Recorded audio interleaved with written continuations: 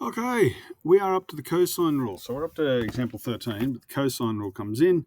We've gone through it. As I've mentioned many times, it's just Pythagoras' theorem, but with an extra bit at the end that helps us use it for non-right angle triangles. Okay, so we've got three versions.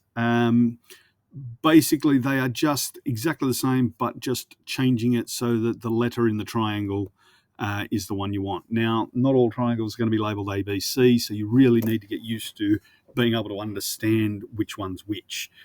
But we'll get to that.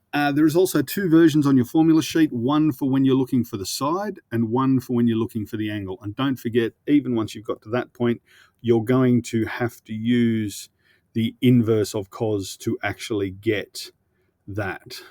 Okay, so you're going to have to use inverse cos of that to get A, but we'll talk about that when we do it. All right, this one is find the value of x. So we are looking for a side, which means we're going to be using one of those versions. They are labeled A, B, and C. So let's label the rest of the triangle. We've got little a, little b, and little c, but the angle we've got is C. So we're actually going to use that version there.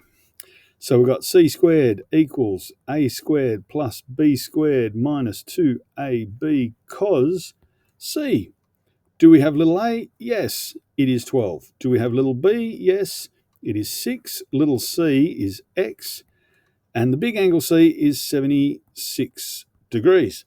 So we've got c squared equals 12 squared plus 6 squared minus 2 times 12 times 6 times cos of 76 degrees.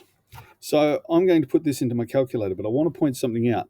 When I put this into my calculator, I am going to end up with c squared. I'm still going to have to find the square root of it, because 76 degrees.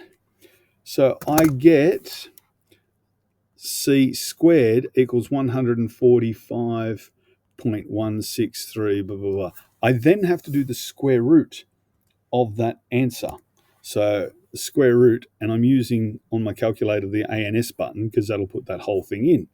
So I have to do that, and that will give me C equals 12.0483, and they want it to correct to two decimal places, which will give us 12.05.